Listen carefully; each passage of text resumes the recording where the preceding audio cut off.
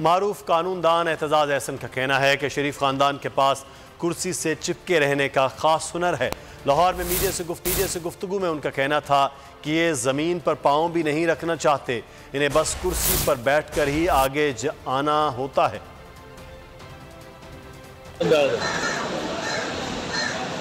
इसके पास कोई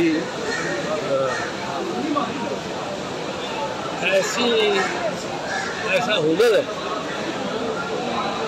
कि कुर्सी से ये चिपटे रहे, ये चुप करके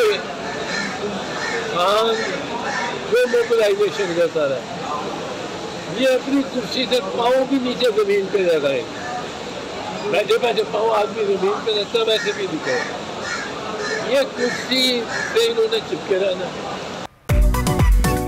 मेरी टैक्सी में बैठ जाओ, जहां तक ले जाऊंगा।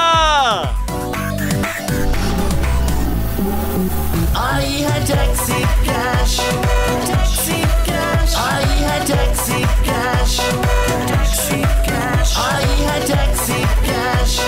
कभी टैक्सी वाले ने सवारी को किराया दिया, सुना है ये सीट नहीं हॉट सीट है।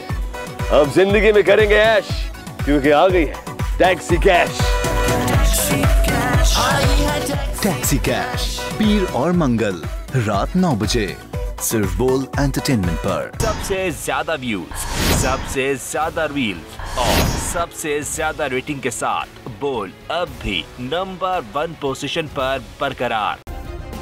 सब्सक्राइब करें और बेल दबाएं ताकि कोई खबर रह न जाए।